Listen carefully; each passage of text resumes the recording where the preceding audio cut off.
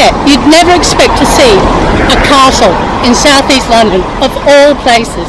But I will tell you that there actually is a castle, and it's not terribly far from where I am now.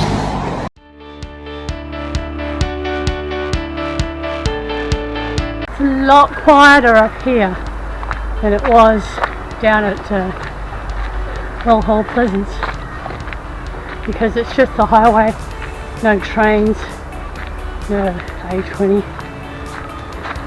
Well, I can hear a school. When we first moved to southeast London, getting on for 12 years ago, we never expected it to be so steeped in history. And I'm talking about real history. I'm not talking about just like, modern history, but going way back. The roads around here, the arterial roads, are ancient roads, ancient connecting roads. Never occurred to me that when I cross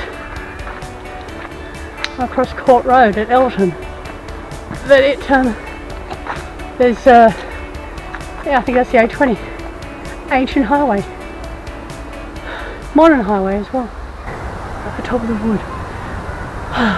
Now, onwards to where we're going.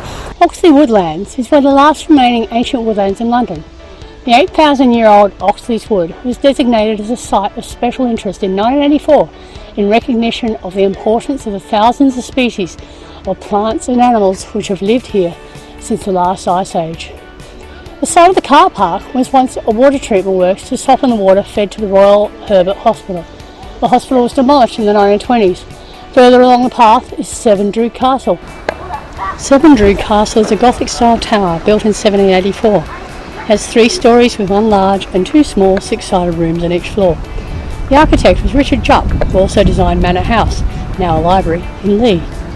The castle takes its name from a battle at Severndroog on India's west coast in 1755. It was built as a memorial to the battle's victor, Sir William James, the Commodore of the East India Company's Marine Force.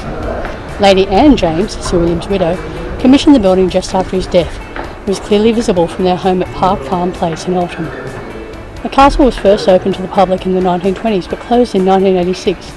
In 2003, afraid that the site would be redeveloped, the Severndroog Building Preservation Trust was formed to save it. The trust restored and reopened the castle to the public in 2014.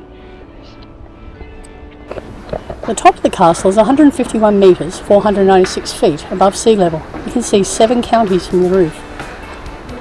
The William James Room is now community, learning and exhibition space. The elegant Lady James Room is now used for exhibitions and events. William James went to sea as a young boy. In 1747 he joined the East India Company, a private company trading with India at the Far East. He rose through the ranks and eventually became a director. He was also an MP and Deputy Master of Trinity House. Made a baronet in 1778, he died in 1783. Anne James was William's second wife. She had 2 surviving children, Elizabeth Anne and Edward William. Anne managed 2 large and fashionable households and also commissioned works of art and architecture. Anne survived her husband and both her children and died in 1798.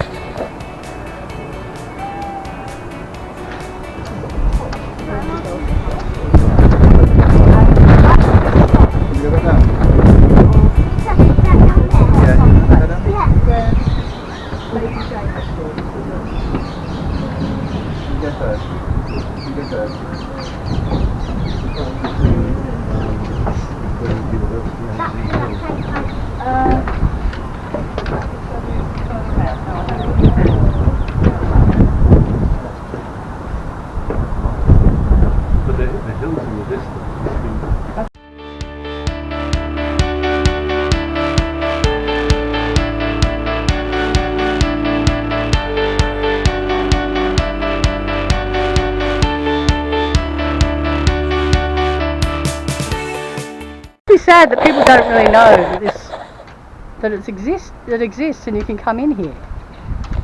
I'm doing my bit.